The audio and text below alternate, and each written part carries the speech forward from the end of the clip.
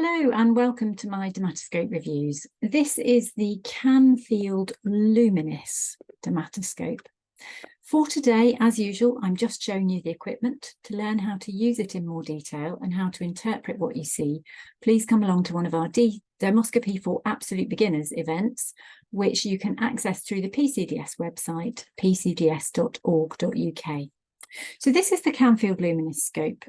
Now, it's quite a large scope and it's actually quite heavy, and some people may find the balance a bit uncomfortable because it's quite top heavy at this end. If you're holding it down here, you are trying to balance it the whole time. Let me show you the buttons now. We have 3 buttons here.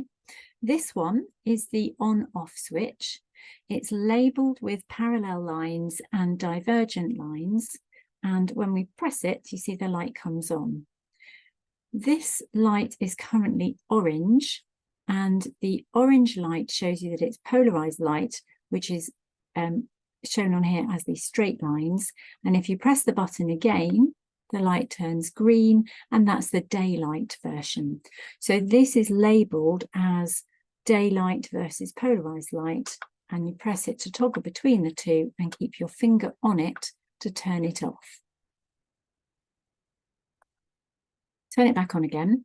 Then we have this button here, which has a large yellow dot and a small yellow dot. And this is the light intensity button. So if you press the large one, it gets brighter. And if you press the small one, it gets less bright. That's quite a nice feature. Generally, though, you're going to want it on one of the brighter settings. This button here, don't know if you can see very easily. There we go. This button here is marked with sideways sunlight. And this is one for lighting from the side with the sunlight version. So if you do this, you should be able to see that the light seems to be coming from sideways as I do that. And that can be quite useful for looking at skin textural changes at the edges of lesions. That's only going to work with non-polarized light. And so this light's always green. And this, when you do the side lighting, it will always be in non-polarized light. There we go. Now, to focus it, we have, as with all of them, something to twist. We twist this bit and you can see that it's moving closer to and further away from where the skin would be, which is here. And this little marker here, this little screw on the side there, is going to be roughly where you're going to keep it most of the time. So that's the focusing.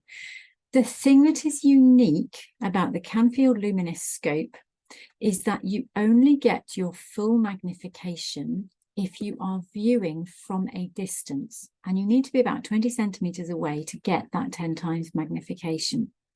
So if you put your eye very close to the eyepiece, as we normally would for an ordinary scope, you get much less magnification. And that has its pros and cons.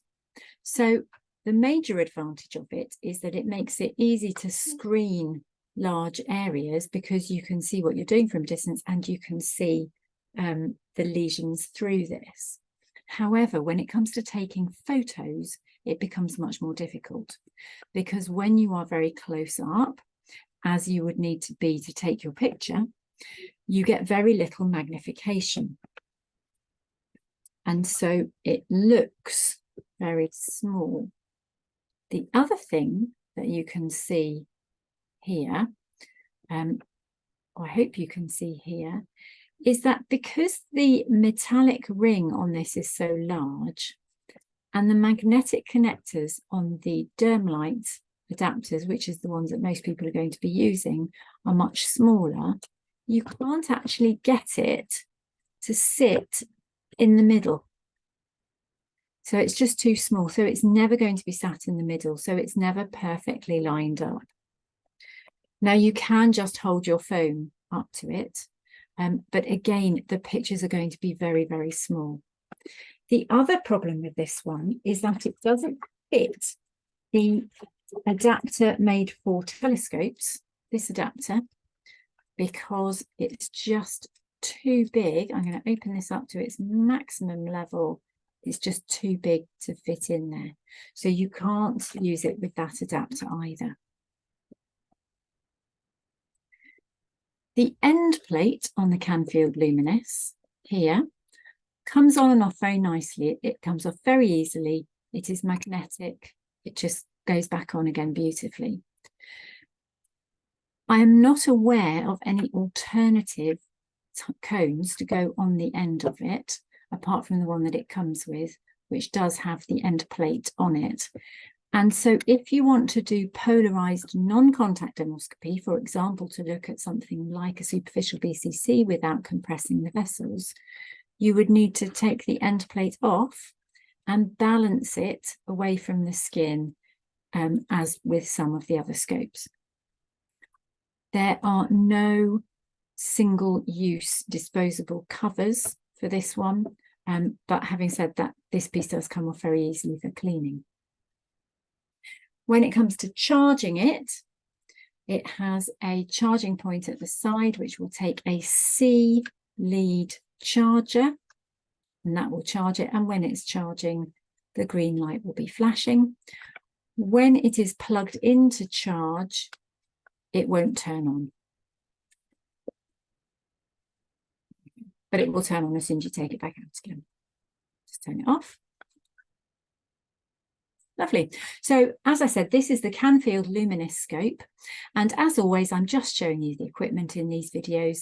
To learn how to use it in more detail and how to interpret what you see, please come along to one of our Dermoscopy for Absolute Beginners events, which you can access through the PCDS website, pcds.org.uk.